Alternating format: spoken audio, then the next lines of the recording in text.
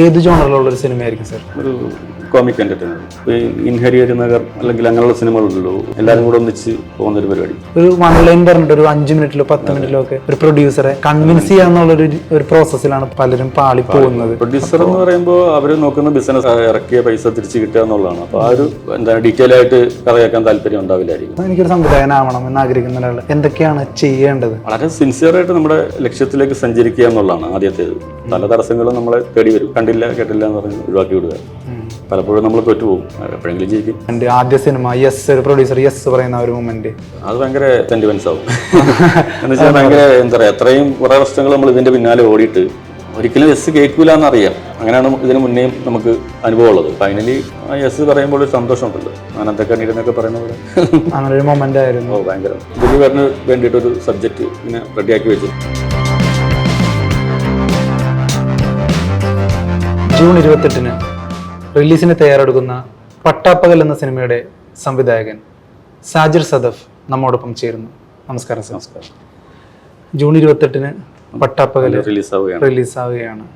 അപ്പോൾ ഏത് ജോണറിലുള്ള ഒരു സിനിമയായിരിക്കും സാർ? ഇത് ഫുൾ എന്റർടൈനർ, ഒരു കോമിക് എന്റർടൈനർ.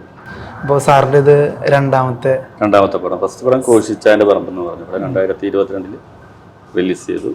ഇനിയിപ്പം പട്ടാപ്പകൽ. ആദ്യ സിനിമയിൽ നിന്ന് രണ്ടാമത്തെ സിനിമ എങ്ങനെയാണ് വ്യത്യാസപ്പെട്ടിരിക്കുന്നത്? ആദ്യ സിനിമ ഒരു ത്രില്ലർ ബേസിൽ പോകുന്ന സിനിമയായിരുന്നു. രണ്ടാമത് ഒരു ഫുൾ എന്റർടൈനർ, കുറച്ചുകൂടെ തിയേറ്റർ പരിപാടി പഠിക്കണമെന്ന് ആഗ്രഹിച്ചിട്ട് ചെയ്യുന്നൊരു പരിപാടിയാണ്. ഇപ്പോൾ മലയാള സിനിമ 2024 എത്തി നിൽക്കുമ്പോൾ ഒരുപാട് ചേഞ്ചസ് പല മേഖലകളിൽ വന്നിട്ടുണ്ട്. ഇപ്പോൾ ഒരു തിയേറ്റർ സിനിമയായിട്ടായാലും ഒരു സിനിമയെ നമ്മൾ സമീപിക്കുമ്പോൾ സംവിധായകരടക്കം വളരെ ശ്രദ്ധിച്ചാണ് തീർച്ചയായിട്ടും സമീപിക്കുന്നത്. അപ്പൊ അത്തരത്തിലുള്ള മാറ്റങ്ങളെ കുറിച്ച് ശ്രദ്ധിക്കുന്നുണ്ടോ? തീർച്ചയായിട്ടും മാറ്റം വേണം. ഒരു ക്രിറ്റിസൈസിങ് അല്ലെങ്കിൽ റിവ്യൂ എന്ന് പറയുന്ന ആ ഒരു ആശയം തന്നെ നല്ലതാണ്. നമുക്ക് നമ്മുടെ ഉള്ളിലെ തെറ്റുകൾ തിരുത്താൻ പറ്റും. മറ്റുള്ള ആൾക്കാർ അഭിപ്രായം പറയുമ്പോൾ അത് നമ്മൾ മാനിച്ചുകൊണ്ട് തന്നെ ഒരു പരിധി വരെ മാക്സിമം നന്നാക്കാൻ നമ്മൾ ശ്രമിക്കും. ഞാനത് സ്പെസിഫിക് ആയിട്ട് ചോദിക്കാൻ കാരണം, ഇപ്പോൾ ഫീൽ ഗുഡ് സിനിമകൾ, അത്തരത്തിലുള്ള ജോണറിലുള്ള സിനിമകൾ പോസ്റ്റേഴ്സിലൊക്കെ കാണുമ്പോൾ പ്രേക്ഷകന് പൊതുവായിട്ട് അത് OTT-ൽ വരുമ്പോൾ കാണാം എന്നുള്ളൊരു മാനസികാവസ്ഥയുണ്ട്. അപ്പൊ അത് തിയേറ്റർ ബിസിനസിനെ അത് ബാധിക്കും എന്നുള്ളൊരു പേടിയുണ്ടോ? ഏത് ഇപ്പൊ ഫീൽ ഗുഡ് ആണെങ്കിലും ത്രില്ലർ ആണെങ്കിലും എന്റർടൈനർ ആണെങ്കിലും ബോറടിക്കാതെ കണ്ടുപോകുക എന്നുള്ളതാണ്. ഇപ്പൊ ദൃശ്യം ശരിക്കും പറഞ്ഞ ഒരു ബേസിക് ത്രില്ലറാണല്ലോ. അങ്ങനെ കുറെ നല്ല നല്ല സിനിമകളുണ്ട്. മഹേഷിന്റെ പ്രതികാരം, ഇപ്പൊ ആവേശം, ഇതെല്ലാം ടോട്ടൽ ഡിഫറൻസ് നമുക്ക് മനസ്സിലാക്കാൻ പറ്റുന്നുണ്ട്. സാറിന്റെ പട്ടാപ്പകലില് ഡിസ്കസ് ചെയ്യുന്ന ഒരു വിഷയം, ഒരു പട്ടാപ്പകൽ നടക്കുന്ന ഒരു സംഭവം എന്തെങ്കിലും ആയതുകൊണ്ടാണോ ഈ ഒരു ടൈറ്റിൽ വന്നിരിക്കുന്നത്? ഒരു ഫുൾ പകല് പല പല എന്താ പറയാ ഇൻസിഡൻസുകൾ നടക്കുന്നുണ്ട്. ഇപ്പൊ നമ്മുടെ ജീവിത ലൈഫിലാണെങ്കിൽ തന്നെയും ഒരുപാട് കാര്യങ്ങൾ നടക്കുന്നുണ്ടല്ലോ. കൊലപാതകം, അത് ഇത് എന്നുള്ള പരിപാടി. അതിൻ്റെ അകത്തൊരു സ്പെഷ്യൽ സാധനമാണ് ഇതിനകത്ത്. കൊലപാതകമൊന്നും ഇല്ല, പട്ടാപ്പകൽ നടക്കുന്ന കാര്യങ്ങളാണോ വന്നിരിക്കുന്നത്? അപ്പൊ ഇതില് ബാക്കി അഭിനയിക്കുന്ന ആളുകളെ കുറിച്ചൊക്കെ, അവരുടെ കഥാപാത്രങ്ങൾ, അവരിലേക്ക് എത്തിയത്, അതൊക്കെ ഒന്ന് പറയാമോ സാർ? ഇതില് ഞാൻ ഉദ്ദേശിച്ച കാസ്റ്റിംഗ് തന്നെ നമുക്ക് കിട്ടി. അത് തന്നെ ഇപ്പൊ പിഷാരടി ആണെങ്കിലും ജോണിച്ചേട്ടനാണെങ്കിലും അതിനകത്ത് അഭിനയിച്ച എല്ലാവർക്കാണെങ്കിലും ചെയ്യാൻ പറ്റുന്ന ക്യാരക്ടേഴ്സ് ഉണ്ട്. നല്ല രസത്തിൽ ഇങ്ങനെ എന്റർടൈൻ ചെയ്ത് കൊണ്ടുപോകുന്നുണ്ട്. സിനിമയിൽ കൃഷ്ണശങ്കറാണ് നായകൻ, അല്ലെങ്കിൽ ഒരു നായകൻ എന്നില്ല, എല്ലാവർക്കും തുല്യ പ്രാധാന്യമുള്ള രീതിയിലാണോ സിനിമ മേക്ക് ചെയ്തിരിക്കുന്നത്? നമ്മൾ ലീഡ് ചെയ്യിപ്പിക്കുന്നില്ല. നമ്മളിപ്പോൾ ഇൻഹരിയർ നഗർ അല്ലെങ്കിൽ അങ്ങനെയുള്ള സിനിമകളുണ്ടല്ലോ, കുട്ടക്കളി, എല്ലാവരും കൂടെ ഒന്നിച്ച് പോകുന്നൊരു പരിപാടി. അപ്പൊ ആ ഒരു രീതിയിൽ എല്ലാവർക്കും തുല്യമായ റോളുകളായിരിക്കും. പിന്നെ ജോണി ആന്റണി സാറുണ്ട്, അതുപോലെ സുധീ കോപ്പ. അപ്പോ ഇവരുടെയൊക്കെ റോളുകൾ എങ്ങനെയായിരിക്കും ഈ സിനിമയിൽ? ഒരു ഫൺ ഫിൽഡ് റോളുകളായിരിക്കും അതോ? അവര് സീരിയസ് ആയിട്ട് ചെയ്യുന്ന കഥാപാത്രങ്ങൾ സീരിയസ് ആണ്. നമ്മൾ കാണുന്ന പ്രേക്ഷകനെ കുറച്ച് ചിരി തോന്നുന്ന ഒരു തരത്തിൽ ബ്ലാക്ക് ഹ്യൂമർ എന്നൊക്കെ പറയുന്ന കാറ്റഗറിയിലാണ് നമ്മൾ എടുത്തു വെച്ചിരിക്കുന്നത്. എനിക്ക് തോന്നുന്നു രസിക്കും. സാറിന്റെ സിനിമയിലോട്ടുള്ള കടന്നുവരവ് എങ്ങനെയായിരുന്നു? അതിനെ കുറിച്ച് ഒന്ന് പറയാമോ? ഞാൻ നാടകത്തിൽ നിന്നാണ് സിനിമയിലേക്ക് വന്നത്. ലോകധർമ്മി എന്ന് പറയുന്ന ഒരു നാടക സംഘമുണ്ട് എറണാകുളത്ത്. അവിടെ നിന്നാണ് സിനിമയിലേക്ക് ട്രൈ ചെയ്ത് കയറിയത്. നമ്മുടെ സുഹൃത്തുക്കളുണ്ട് നാടകത്തിൽ, വിനയ് ഫോർട്ട്, മറ്റേ മണികണ്ഠൻ, അങ്ങനെ കുറേ പേരുണ്ട്. നമ്മുടെ ടീമാണ് ആട്ടം സിനിമ ചെയ്തത്. ആട്ടം. അപ്പോൾ അതിൽ അഭിനയിച്ചിരിക്കുന്ന എല്ലാം നമ്മുടെ ചേട്ടന്മാരാണ്, മീൻസ് നമ്മുടെ സുഹൃത്തുക്കളുമാണ്, ചേട്ടന്മാരുമാണ്. നല്ലൊരു സിനിമയായിരുന്നു. അതെ, തീർച്ചയായിട്ടും. അപ്പോൾ തിരക്കഥയും സംവിധാനവും സാർ തന്നെയാണ് ഇപ്പോൾ ചെയ്യുന്നത്? ഇത് സ്ക്രിപ്റ്റ് ചെയ്തിരിക്കുന്നത് അർജുൻ എന്ന് പറഞ്ഞിട്ട്, PS അർജുൻ, നമ്മുടെ സുഹൃത്ത് തന്നെയാണ്.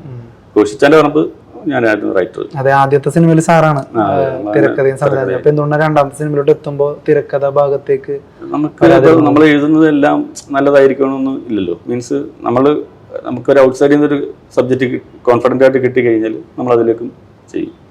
ഈ സ്ക്രിപ്റ്റ് സെലക്ട് ചെയ്യുന്ന ഒരു പ്രോസസ്സ് എങ്ങനെയാണ്? ഒരു സാറിന്റെ ഒരു പെർസ്പെക്റ്റീവിൽ എങ്ങനെയായിരിക്കും? നമ്മളിപ്പോൾ സിനിമകൾ തുടർച്ചയായിട്ട് തിയേറ്ററിൽ പോയി കാണുമ്പോൾ നമ്മളെ രസിക്കുന്ന അല്ലെങ്കിൽ നമ്മളെ രസിപ്പിക്കുന്ന സിനിമകൾ ഒരുപാടുണ്ട്. അപ്പം നമുക്ക് എവിടെയാണ് ആൾക്കാർ കൈയടിക്കുന്നത് അല്ലെങ്കിൽ ആളുകൾക്ക് എന്താ ഇഷ്ടം? ഈ ആളുകൾ എന്ന് പറയുന്നത് ഞാനും ഉൾപ്പെടുന്ന ആളാണ്, നമ്മളും കാഴ്ചക്കാരനാണല്ലോ. ചിലപ്പോഴൊക്കെ നമ്മുടെ തീരുമാനങ്ങൾ ശരിയായിട്ട് വരും, ചിലപ്പോഴൊക്കെ തെറ്റായിട്ട് വരും. ഒന്നും പ്രഡിക്റ്റ് ചെയ്യാൻ പറ്റില്ല. ഏറ്റവും നല്ല രീതിയിൽ ചെയ്യുക എന്നുള്ളതാണ് ട്രൈ ചെയ്യുന്നത്. ഇപ്പോൾ ആദ്യ സിനിമ എന്നുള്ളത് ഒരു സ്വപ്ന സാക്ഷാത്കാര നിമിഷമായിരിക്കുമല്ലോ, ഫസ്റ്റ് സിനിമ ചെയ്യുക എന്നുള്ളത്.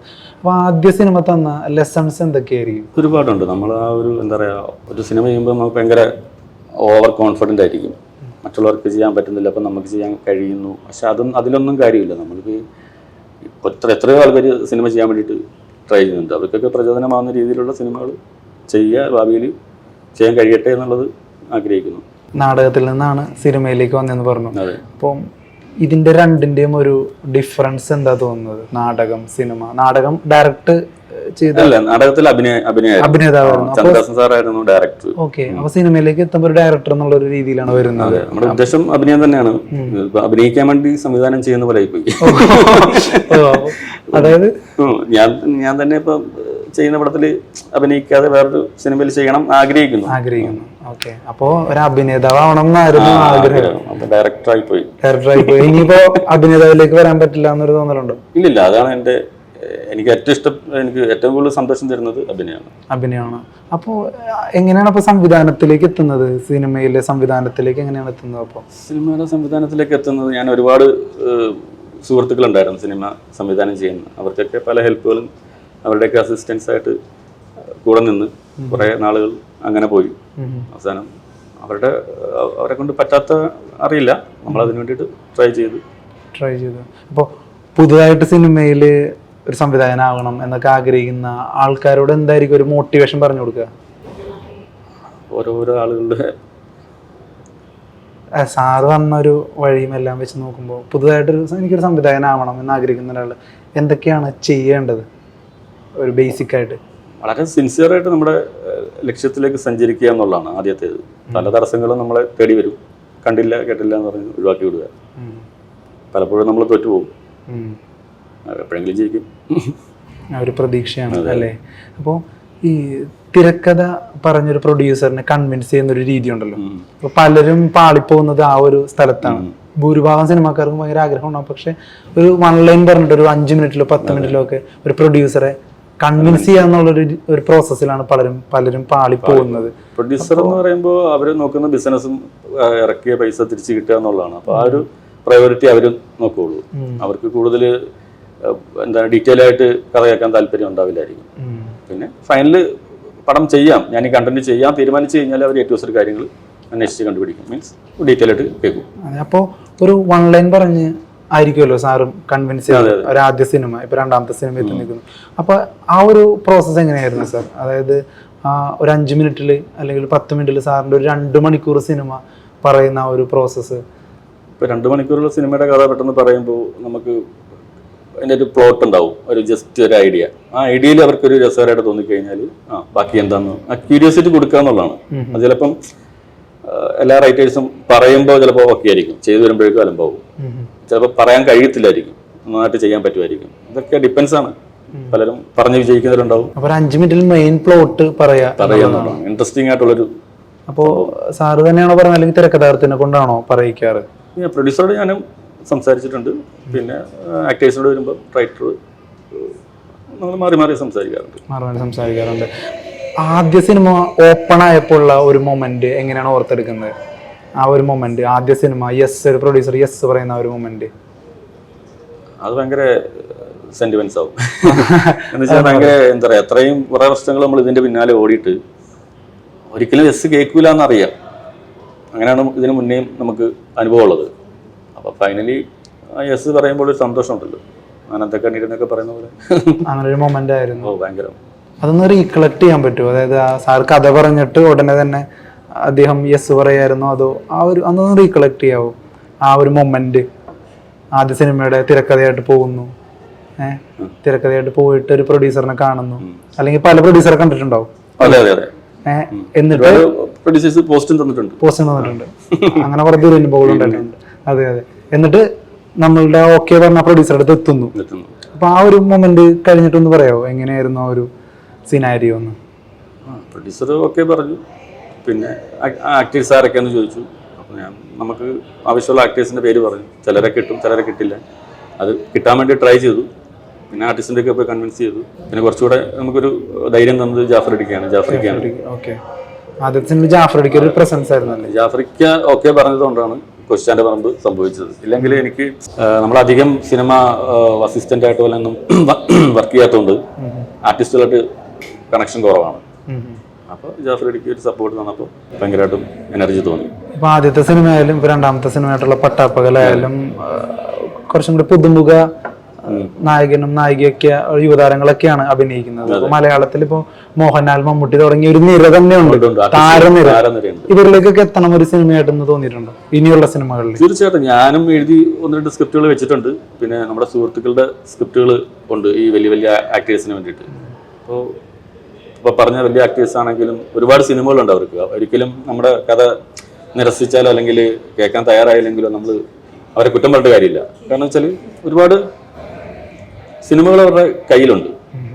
അപ്പം നമ്മൾ വെയിറ്റ് ചെയ്യുക, അല്ലെങ്കിൽ നമ്മുടെ രീതിയിലുള്ള സിനിമകൾ ചെയ്യുക. ഇനി അങ്ങനെ ഒരു നടനിലേക്ക് എത്താൻ ആഗ്രഹമുള്ള ഏതെങ്കിലും നടനുണ്ടോ മലയാളത്തിൽ? അടുത്ത സിനിമ ഞാൻ ഇന്ന ആളുടെ ഒപ്പം എനിക്ക് ചെയ്യണം, അങ്ങനെ എന്തെങ്കിലും ഒരു ആഗ്രഹങ്ങളുണ്ടോ? അതോ സ്ക്രിപ്റ്റ് എങ്ങനെയാണോ ഡിമാൻഡ് ചെയ്യുന്നത് ആ രീതിയിൽ പോകാൻ? ഇപ്പോൾ ഇപ്പം നമ്മുടെ ദിലീപേട്ടന് വേണ്ടിയിട്ട് ഒരു സബ്ജക്റ്റ് ഇങ്ങനെ റെഡിയാക്കി വെച്ചിട്ടുണ്ട്. അതിൻ്റെ ഒരു സ്റ്റോറി ബോർഡും റെഡിയാക്കി വെച്ചിട്ടുണ്ട്. അതിനുവേണ്ടി ട്രൈ ചെയ്യുന്നു. അപ്പോൾ ദിലീപേട്ടൻ തിരക്കാണെങ്കിൽ അടുത്ത ആളിലേക്ക് പോകും. ദിലീപേട്ടൻ തന്നെ ചെയ്താൽ അത് വളരെ ബ്യൂട്ടിഫുൾ ആവുമെന്ന് തോന്നുന്നു. 28-ാം തീയതി പട്ടാപ്പകൽ റിലീസ് ആവുകയാണ്. അപ്പോൾ അത് കാണാൻ വരുന്ന പ്രേക്ഷകരോട് എന്താണ് പറയാനുള്ളത്? നിങ്ങൾ എന്ത് പ്രതീക്ഷിച്ച് വരണം എന്നാണ് പറയാനുള്ളത്? ശരിക്കും പറഞ്ഞാൽ ഒന്നും പ്രതീക്ഷിക്കാതെ വരിക. ഒരു സമയം കളയാൻ വേണ്ടിയിട്ട് നമ്മൾ ടിക്കറ്റ് എടുത്ത് സിനിമ കാണുക. തിരിച്ചു പോകുമ്പോൾ എന്തായാലും ആൾക്കാർ ഹാപ്പി ആയിട്ട് പോവുള്ളൂ. അത് ഗ്യാരണ്ടിയാണ്. ആരും അങ്ങനെ കുറ്റം പറഞ്ഞു പോകേണ്ട അവസ്ഥയിലേക്ക് വരില്ല. അപ്പോൾ എല്ലാവിധ ആശംസകളും സാർ. Thank you. ഈ പടം നല്ലൊരു വിജയമാവട്ടെ. Thank you for your time.